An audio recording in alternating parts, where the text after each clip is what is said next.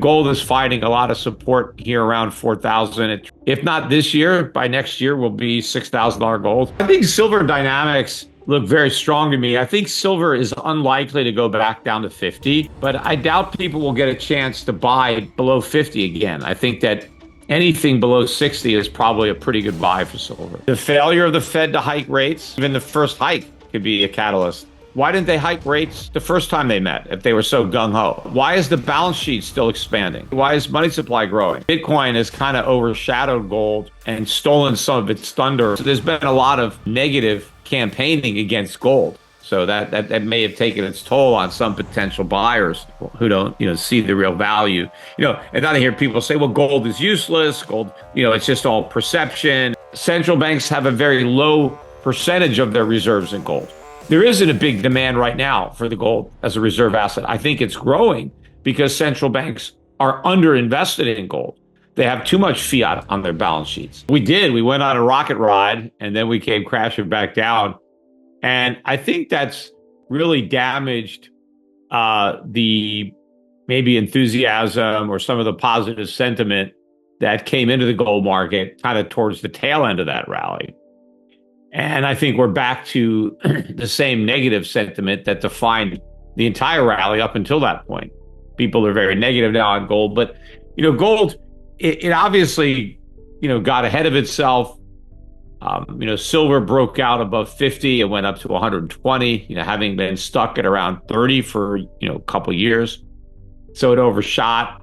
I think all the noise in the Gulf leading up to the Iran war, it was kind of obvious that something was going to happen.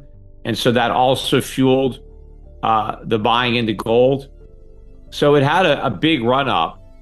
And then when the war broke out, it was more of a buy the rumor, sell the fact, because it had already been priced in.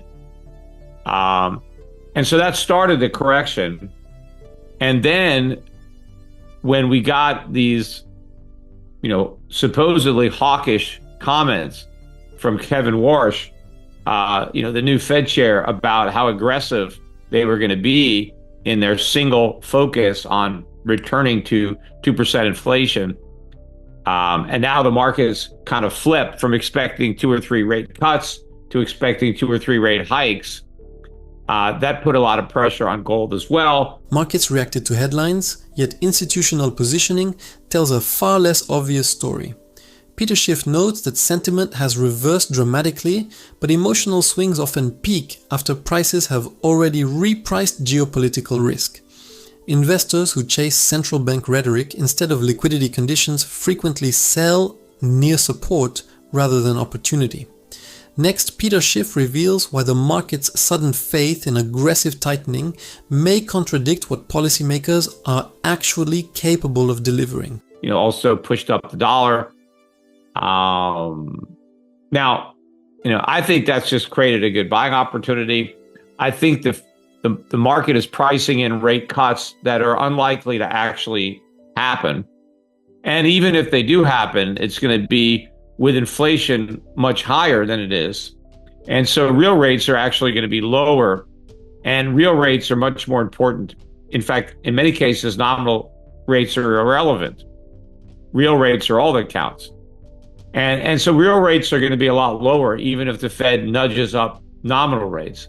So I think the idea that, we're going to crush gold here with tough, tight money, kind of like Paul Volcker, that ain't going to happen. I think, we're headed a lot higher in gold. The question is, when will this consolidation and, gold is finding a lot of support here around 4,000. It trades below it a little bit, but not much. And then it comes back up. So that may be the new base. We didn't establish a base at 5,000, but now we had a base at 3,000, a base at 2,000. 4,000 seems like a pretty solid base, and we'll make another run at 5,000, and I'm sure we'll take out the high. If not this year, by next year will be $6,000 gold. I think that's a pretty likely move. Yeah, a lot of investment banks basically have the same price target. If inflation stays elevated while rates lag behind it, purchasing power quietly erodes even as markets celebrate. According to Peter Schiff, Real interest rates matter far more than headline policy announcements because they determine whether wealth is actually being preserved. That's the distinction many investors miss while focusing on every Fed soundbite. Next, Peter Schiff exposes the overlooked relationship between real yields and gold's long-term floor that Wall Street rarely emphasizes. Let's just assume the 4,000 is the new base, just like you said. I would be happy with that as a sort of a launching platform for further price records. And do you see the same thing with silver then, or? Yeah, well, I think silver dynamics look very strong to me. I think silver is unlikely to go back down to 50.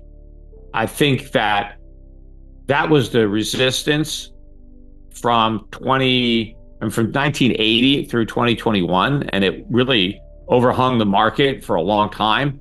And then when we finally broke through it, we just way overshot. But I doubt people will get a chance to buy below 50 again. I think that, anything below 60 is probably a pretty good buy for silver. It's back slightly above 60 now, but I mean, it's traded, I think the lowest I saw was like 56 and change. But I don't expect silver to get back below 50. I think that would be too good a buying opportunity for people who missed out. So I think if you're going to buy it, you're going to have to pay up a little bit. But I think it's headed a lot higher. And, it's not just gold and silver. It's pretty much everything is going to go up.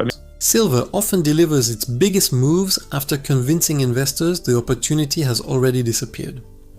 What Peter Schiff is highlighting is that former multi-decade resistance can become long-term support, changing how institutions evaluate downside risk. Retail investors usually wait for the perfect pullback, while larger buyers accumulate during uncomfortable consolidations instead of chasing headlines.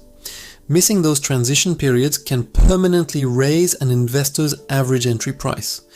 Next, Peter Schiff reveals why inflation could lift far more than precious metals, exposing a broader repricing few portfolios are prepared for. This is massive inflation that we have right now.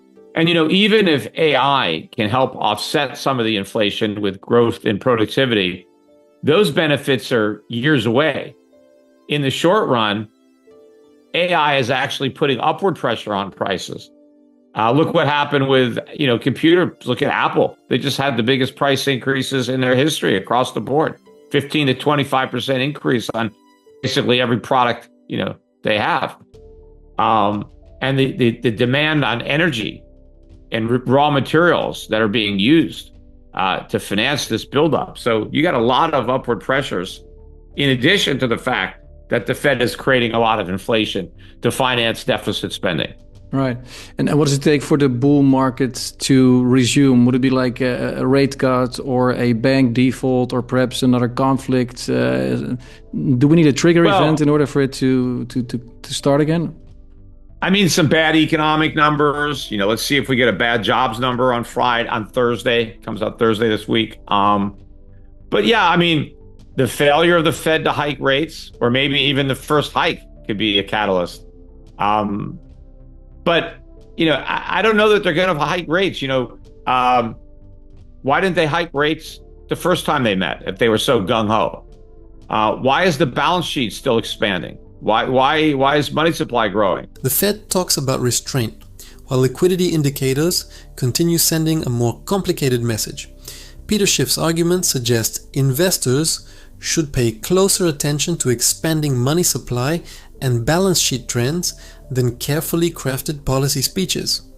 History shows markets eventually respond to where liquidity flows, not simply to where officials claim they want inflation to go. Savers who ignore that distinction often discover too late that purchasing power vanished long before headlines acknowledged it. Next, Peter Schiff exposes the policy contradiction that could become the real catalyst for precious metals. Why set up a committee? They set up these 5 task forces to study the problems. I mean, that's usually what you do when you don't want to do anything about a problem. You want to pretend that you are. So you set up a task force to study it.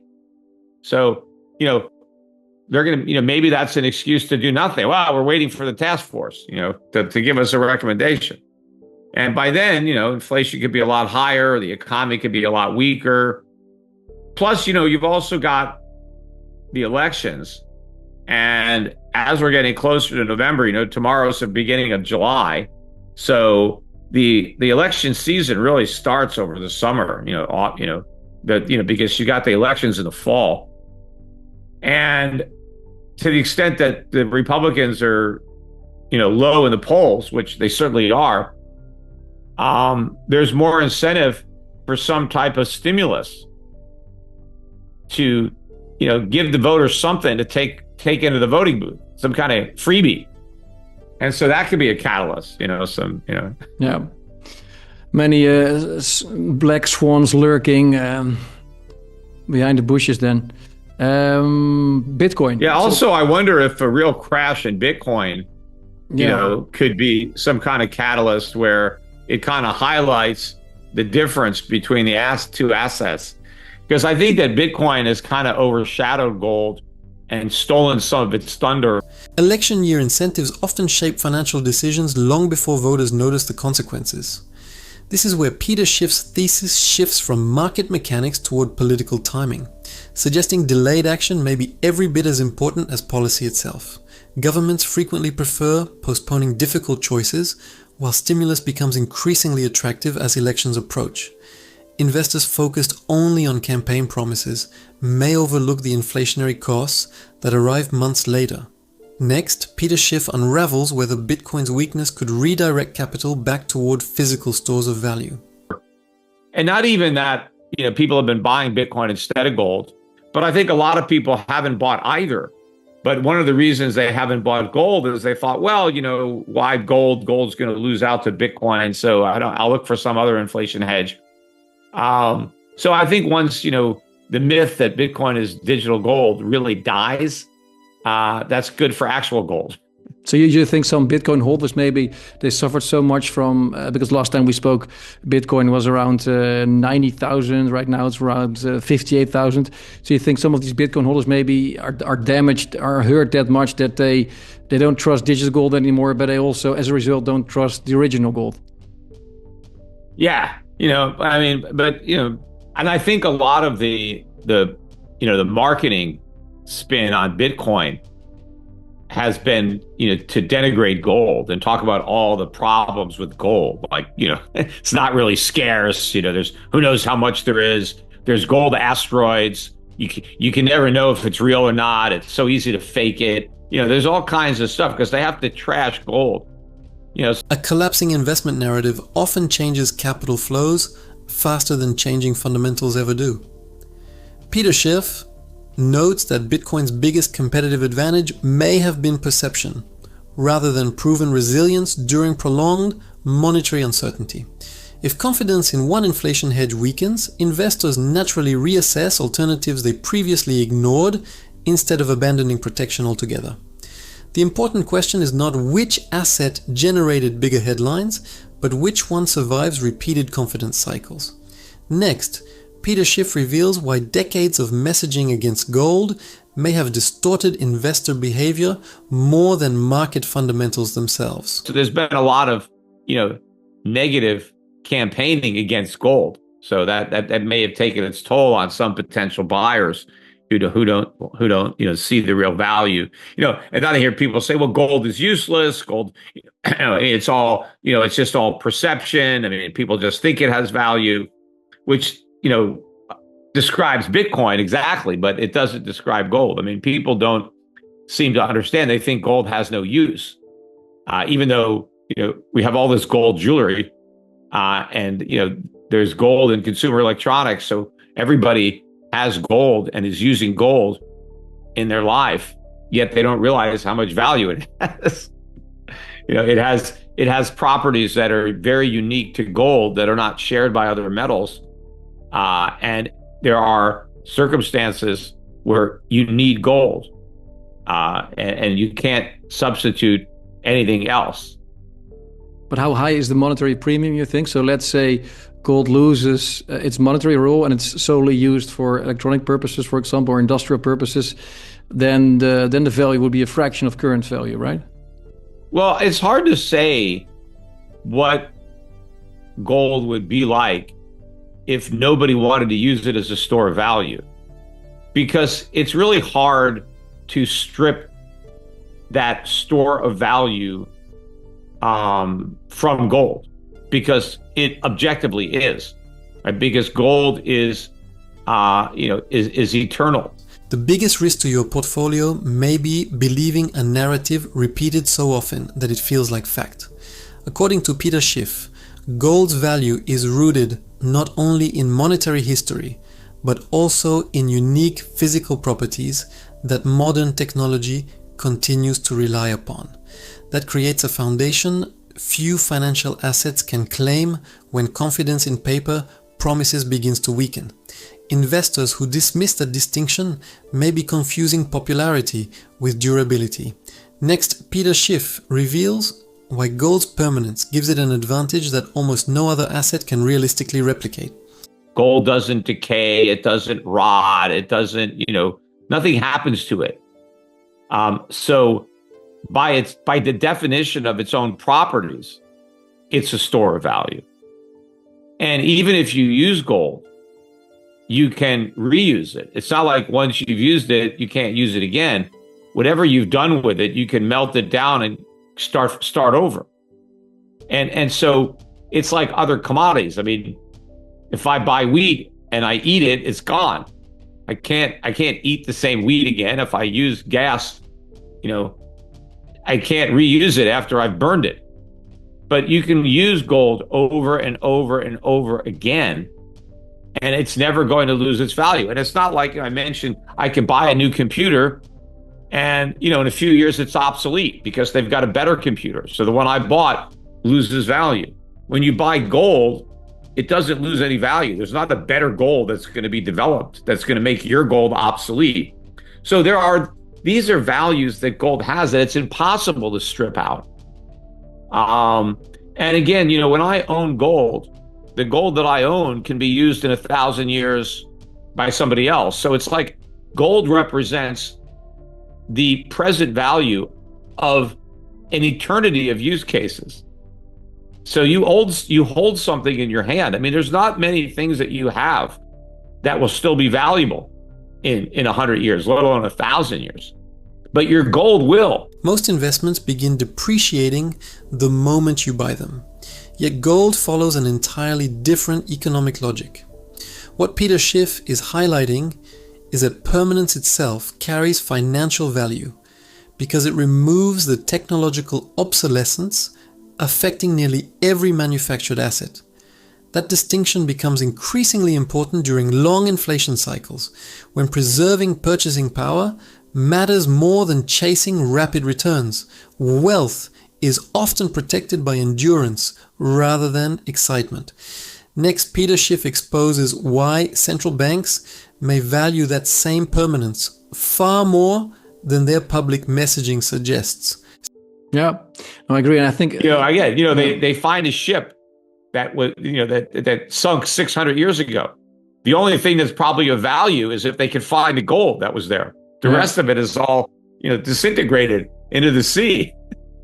No, I agree. So it's hard to say. You can't really strip the store value aspect out of it. Now, I don't think there's that much monetary premium in gold now from monetary, because very few people, if anybody, are actually using it as money. So there's not much of a monetary premium beyond central banks. Now, central banks are using it as a reserve asset. And that's been growing recently. But historically, central banks have a very low percentage of their reserves in gold.